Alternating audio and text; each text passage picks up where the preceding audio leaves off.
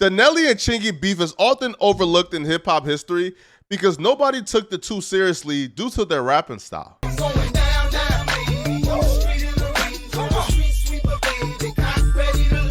But if people slow down and actually read the lyrics to these songs, they will understand that these dudes were just as gangster as any rapper in that era. I'm going down, down, baby. Yo, street in a Range Rover. Street sweeper, baby. Cocked, ready to let it go. That was literally Nelly rapping about a drive-by shooting. So these guys, regardless of how they sounded, they were just as gangster as any rapper at that time. And that's why the Nelly and Chingy beef have potential to be just as dangerous as any other beef that took place in hip-hop history.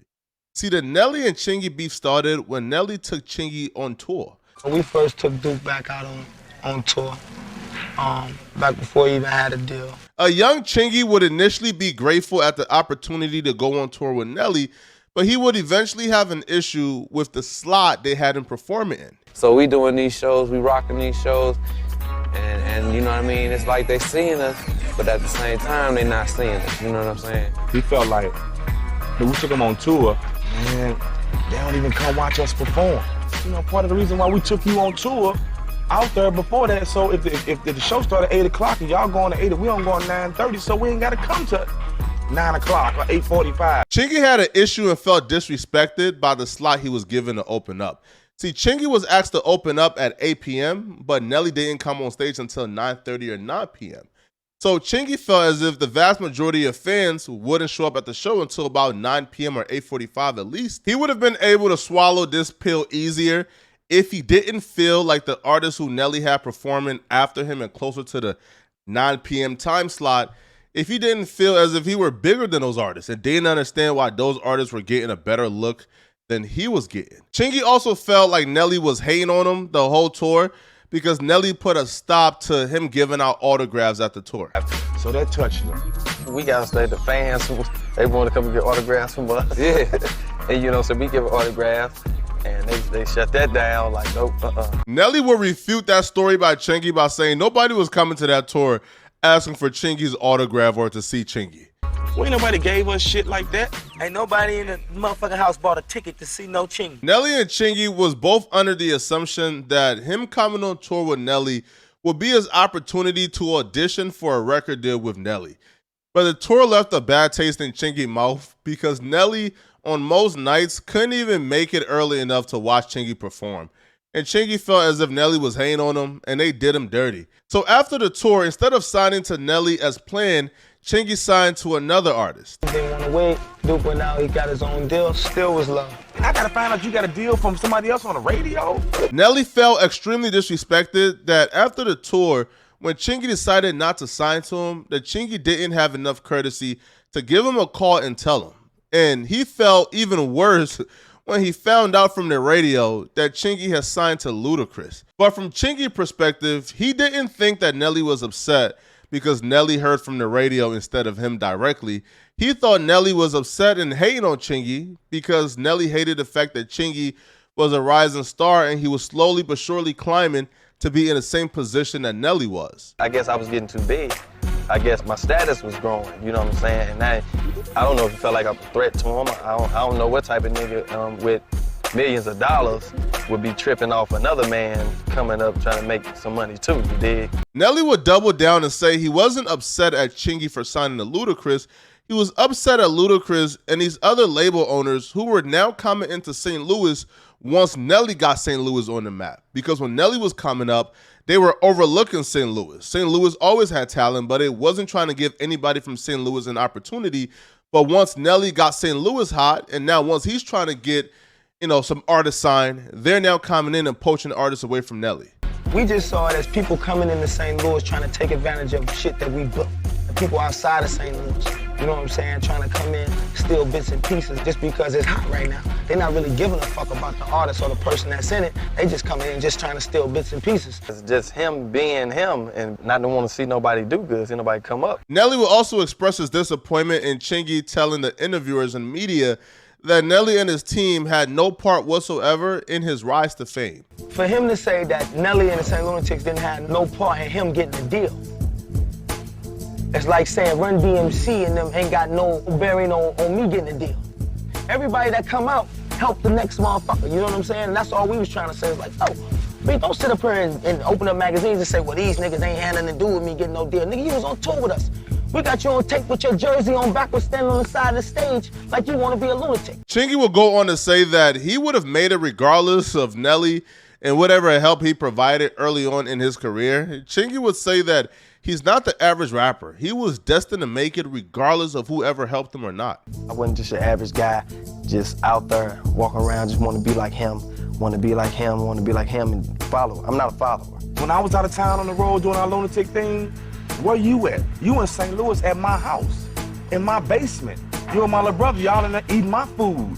I'm sitting at home, my wife giving you $100 and seeing y'all go out of town, sending y'all money and helping y'all. Chingy would say that him and Nelly really didn't have any issues and that it was Nelly's right-hand man, Ali, who was bringing the divide between him and Nelly. Ali really want to be where he at, and he's not.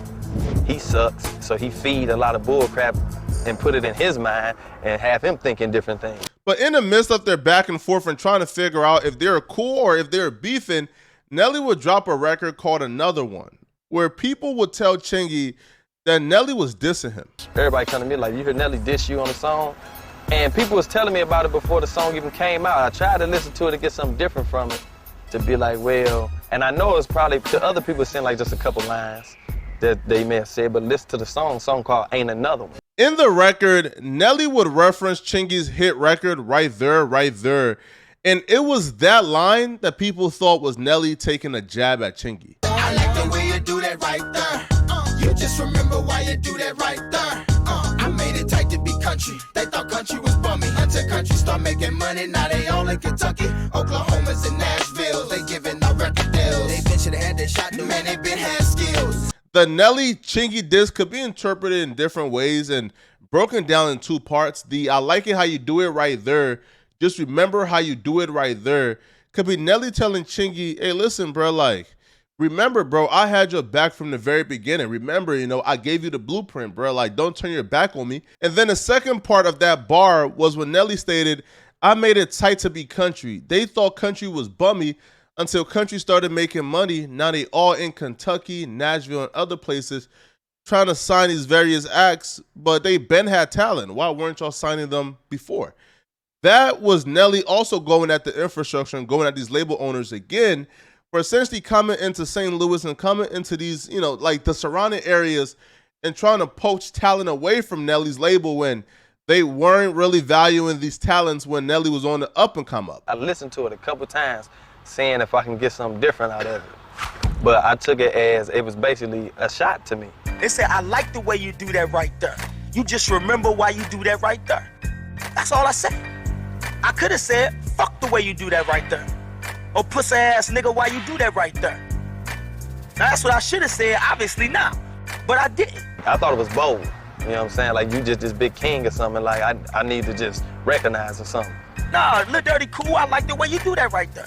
So I was like, well, that's how he feel. Chingy will respond back to Nelly in a remix to his song Right There, and Chingy will make it perfectly clear that he was willing to take this beef to another level, a place where he don't believe that Nelly was willing to take it. Hey, I'm going down, down, baby. Yo, street in a Range Rover. Say another word, just hey, I had your brains ain't over. Hip hop ain't pop, sell out, change over. Oh, frustrated, wondering who snatched the chain soldier. Chingy will reveal that Nelly got his chain snatched, and Nelly suspected that it was Chingy goons who snatched his chain. Chingy would also say if Nelly keeps talking, he's gonna leave Nelly's brain splatter over. A direct threat, signaling that he's willing for this to spill over in the streets if that's what Nelly really wants. You keep talking about me, you gon' I ain't at home all the time. You're gonna have to deal with some niggas that know me. When they see you, they gonna wanna know what's up.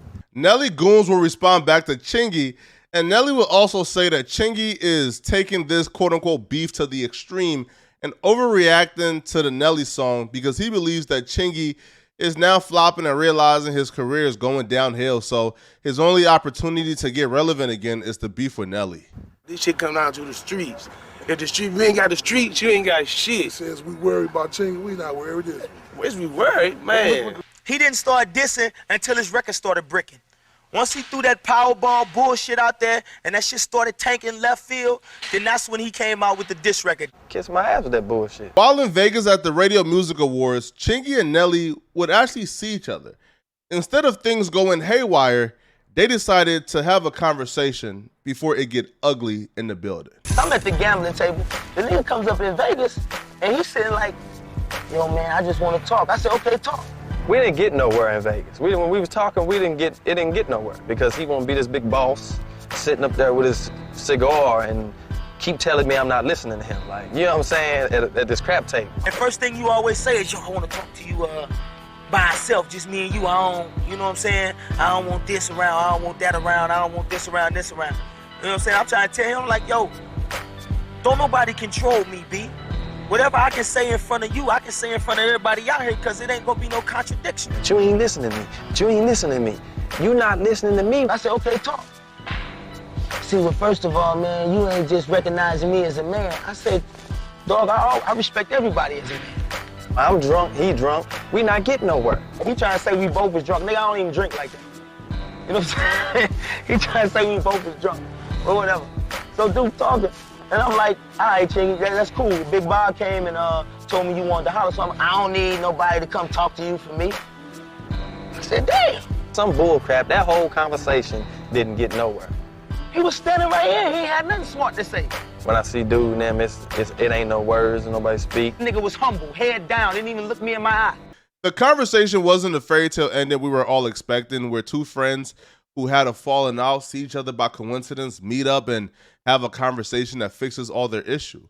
The conversation actually led to more issues, because after that conversation, well, their beef fully spilled into the streets. So, and this is why I said I don't even know if I could call this beef, because you are Chingy. You got a song right there. It was getting heated in the street in St. Louis.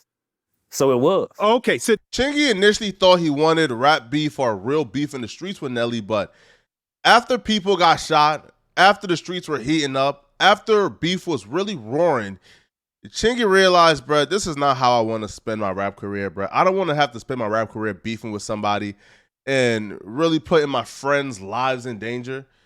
So Chingy reached out to an associate who knew Chingy since Chingy was 6 years old, who also knew Nelly. He was Nelly's cousin.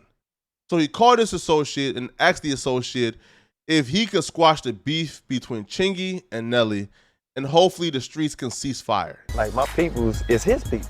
Like, he got a cousin that's like my cousin that be with him all the time. Chingy mentioned MJ and Google. I raised the little dude since he was 6. And I talk to him, and you know what I'm saying? And he be like, the H, I'm gonna talk to little cuz. Man, my little cousin, a grown man. And he a thinking man. He just, you know what I'm saying, no guy that I heard. He a thinking man. You understand what I'm saying? Yeah, he'll talk to this man. Why we gotta sit down and make it over? We men. It's over. I give you my word, it's over, it's over, it's over. Bam. You wanna sit down and have a kumbaya? It get squashed today, whether it get squashed tomorrow, it'll be squashed. It's squashed. Don't nobody do nothing. Dirty NT don't move. You City don't move. Wellston, y'all be cool. Everybody chill. You're hearing from us right now. It's all. We good. We straight. Everybody chill. We good. We chill. And that's how Nelly and Chingy squashed their beef and prevented anyone from dying. Now, if you're still watching, click on this video somewhere on my screen to find out why Hassan Campbell's career is over after faking his death on a live stream. Click on this video here to find out what I'm talking about. I'm out of here, folks. Peace.